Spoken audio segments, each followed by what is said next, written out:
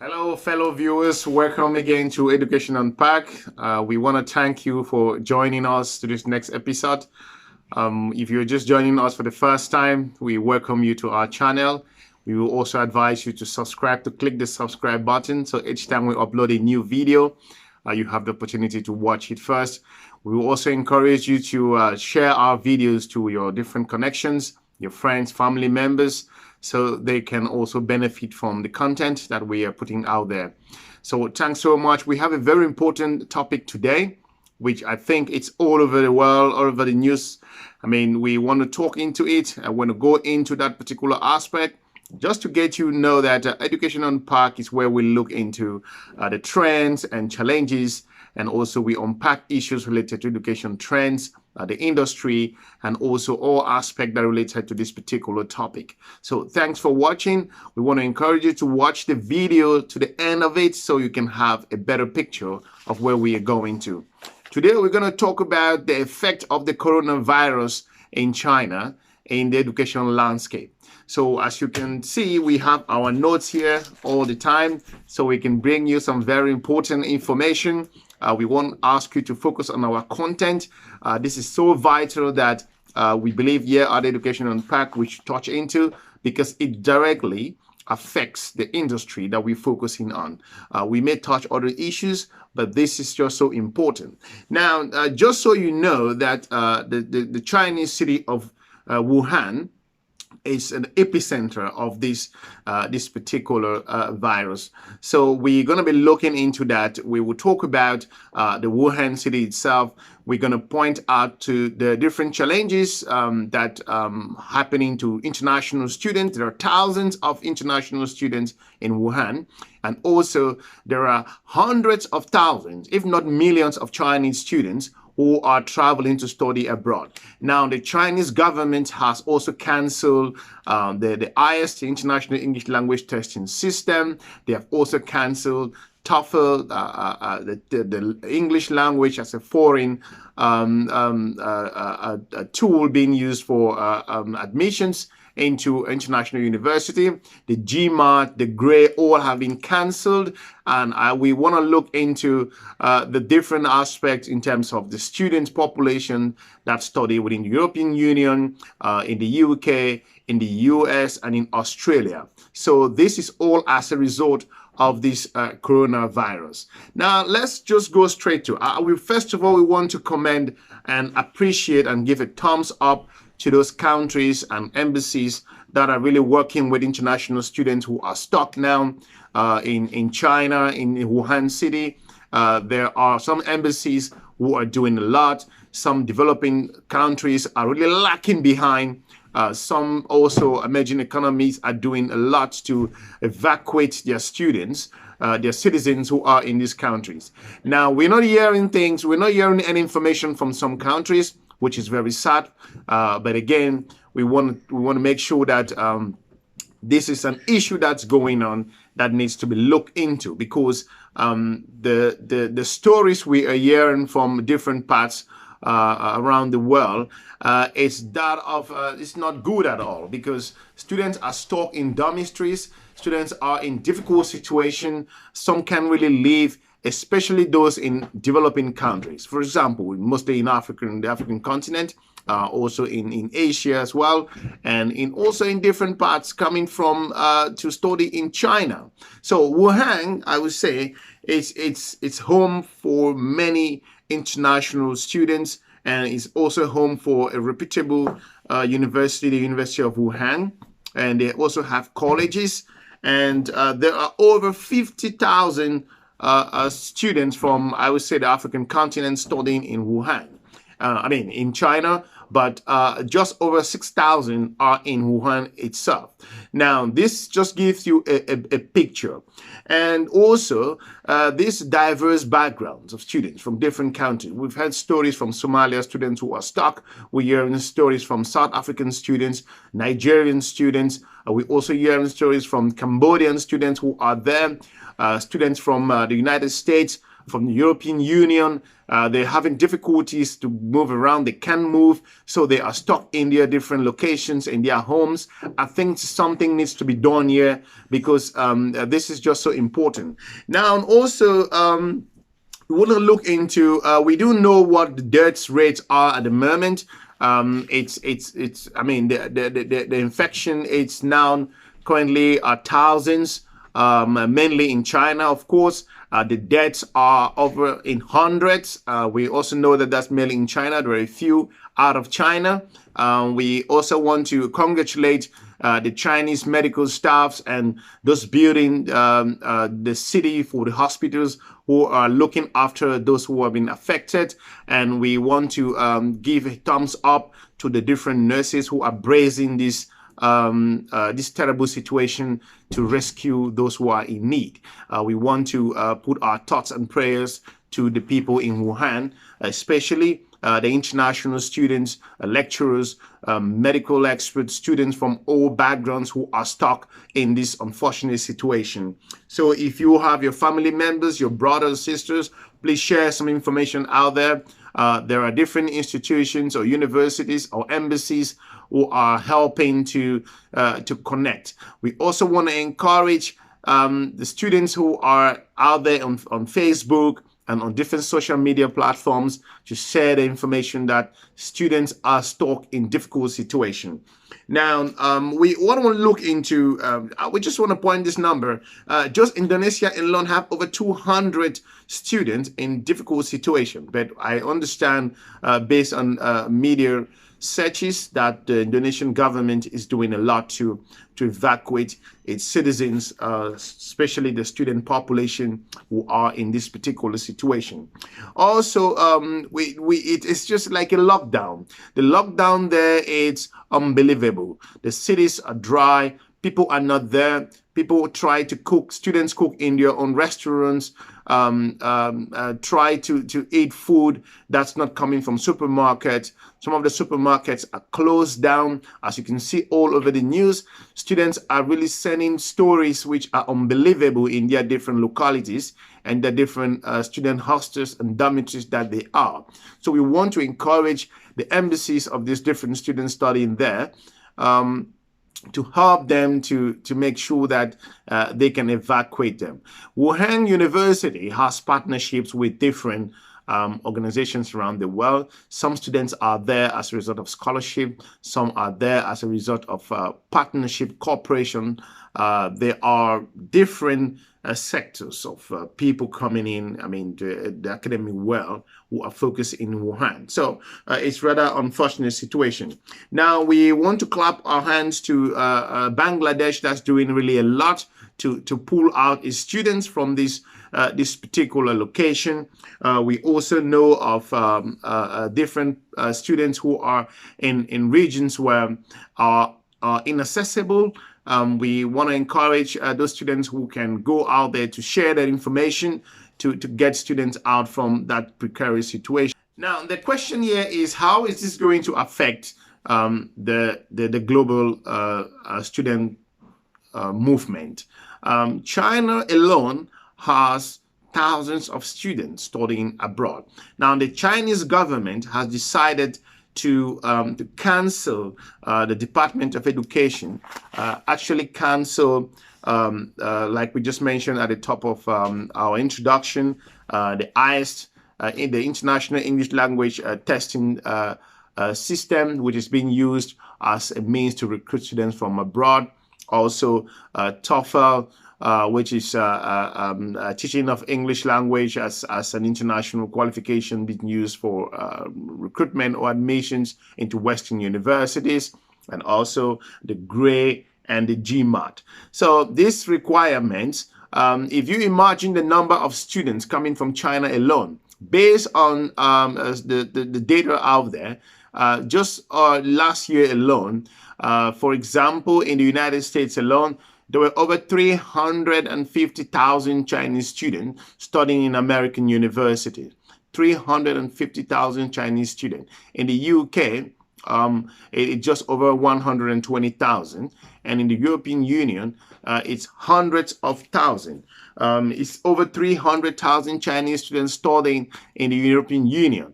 And that gives you an understanding in terms of the financial challenges here. In the US, it's hundreds of millions of dollars that the US universities will lose. If you look at the degree in the United States, maybe up to 25,000 US dollars, and you're having over 300,000 Chinese students coming in every year. That's millions, if not billions, of US dollars they're going to be losing there. The UK as well will be losing hundreds of millions, and also European Union will be losing hundreds of millions of dollars. Now, this is just so difficult in the situation that people are.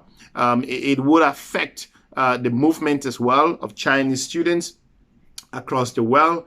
Some students are having difficulties in figuring out how they may want to come across this situation. The next academic year will be a challenge in terms of the admissions process. It may affect them in terms of they may have to postpone the studies for another year as a result of this virus. So in the area of the financial cost, there will be a heavy impact on the city of Wuhan in terms of the international students population there, the academia, and people are leaving every day. Some are stuck in situations that they need help, and some embassies are doing a lot. Others are not doing anything at all. We don't want to go into the basics, into the specifics, but we applaud those countries that are taking measures to evacuate their citizens out there, the student population. We know that the emerging countries are not doing enough. Very few are. I would say countries like Cambodia, Myanmar is doing a lot. Other institutions are trying to help. But we're not hearing the same from the African continent. We're not hearing anything coming from the African continent. There are thousands of students who are stuck there. And we're not hearing like how we're looking at in the EU, the sending planes going there to pick up students or evacuate them to another locations. It's a disaster, I have to say. That students are stuck and sending emails and trying to contact their embassies. It's just so difficult. It's rather an unfortunate situation that students are in this particular critical conditions. We know that there are students who are being confirmed that they are being affected by the virus, but we're not hearing the governments of these different countries stepping up to figure out what's going on. And this is really bad, we have to say. Now, for those students who are now in safety, we want to encourage you to stay strong. For those different lecturers, university experts, we want to point out that the city of Wuhan is doing everything possible to see how they can accommodate this situation. We encourage students to stay indoors and to follow the basic rules in terms of staying safe that's put out there by the global health community. We want to encourage them to stay steadfast in this particular situation, and nobody knows what it is, but we can get information from different media sources and from social media as to this particular forgotten part of the population. Now, we know that the Canadians are they're having regular flights. The European Union coming together. They're getting the students out from this particular destination. Other countries, Japan, the US, having regular flights. We also know of other countries that are doing a lot to pick up the students out there. But there are, like again, I said, some countries focuses on things which are not relevant. Now, they've gone to partnership and relationship with these universities in this particular location, but they are not helping the students who are in need of their government assistance. So it's a bizarre situation at the moment. Now, nobody is going to benefit from this whole saga that we are in. China will lose money, especially the city of Wuhan. We don't want to go into the economic aspect of that will be another episode, China's losing hundreds of billions of US dollars on a daily basis as a result of this. Different airlines shut down their travel plans into China. Very few going to Beijing at the moment, but the city of Wuhan is not really experiencing any incoming flights or outgoing flights. We have seen terrible pictures coming out from the city. The city is dead completely. The university shut down, colleges are closed. Nobody's moving around, all emergency staffs at this particular time. The situation is dire than what is said on the media. We want to make sure the information can go out there. If you know any person who is in Wuhan at the moment, you know which country they're coming from, if it's your friend on Facebook, if it's your contact on whatever social media platform you are, please reach out to them to see how you can support the situation, especially those students coming from developing countries. I would say emerging countries. This is just so important because most of them are having dire stories in the social media. And it's not going to benefit anybody to go out there and point out issues. We don't want to talk about how this came about. It's not our main focus today. We want to see on how the academic population out there, the students, the financial challenges that's going to affect the next academic year. Most European universities are going to lose big time in terms of finance. China itself will lose students coming to Wuhan City, and the admissions process, the millions of applications out there get stuck. Not going to move forward anymore as a result of this.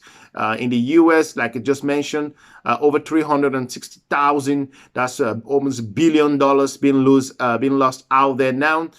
In the European Union, billions of dollars from Chinese students coming into Europe.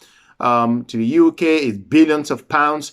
And also, China as a government, as a country rather, would also lose in different ways. Now, what we advise is for people to keep staying indoors and to contact their different embassies and see how you can help in one way or the other.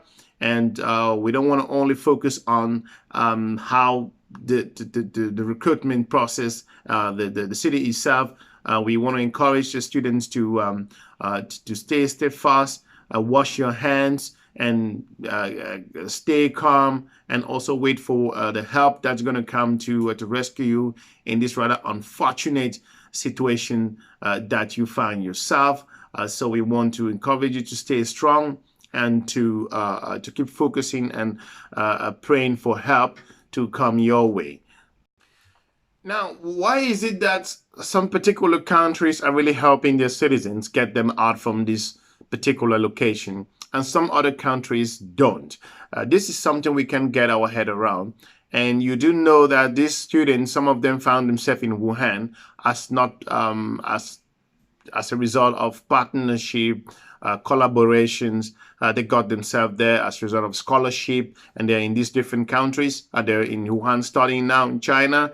But at this particular time, if you look at the headlines, it tells you that some countries are doing a lot and others are not doing anything.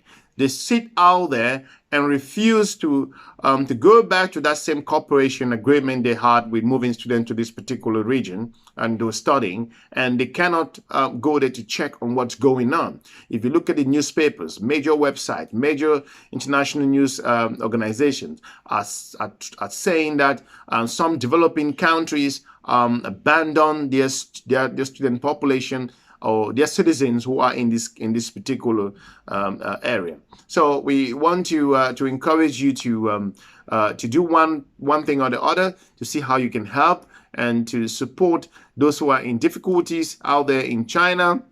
We want to hail the city of Wuhan for doing their best. Also, we want to encourage for some transparency as to what is actually going on, and to see how this can be combated as soon as possible to bring things back to normal. But one thing is clear, that next year, Europe, Asia, Australia, the Middle East, and the UK, the United States will be affected greatly as a result of this. Billions of dollars is at stake at this moment, and there is no doubt about this. So we're going to see how this is going to play in the next year, the admissions process, the selection process, and the difficulties that's going to come up, what is going to change, and also the embassies, the organizations like the British Council, who organizes all of these international examinations. They too will be affected greatly because you have to make some payments before you write one of these examinations, which is being used for admissions in international universities. So thanks so much for watching. We encourage you to subscribe. If there is something that you need to do, or there is something we haven't talked about in this particular short episode of ours, we encourage you to send us suggestions so we can go out there and put it. We want to thank you for watching. Please share this video to some of your family members so they can start reaching out to those who have family members in Wuhan City, that the situation is dire as we speak. So it's just so important for you to click on the news and see what are the different difficulties and what can you do as an individual to help these struggling individuals who are stuck on this unfortunate situation they found themselves in. Thank you so much. We want to wish you a happy day and a good weekend and have a pleasant day. We're looking forward to meeting you again soon. Bye-bye.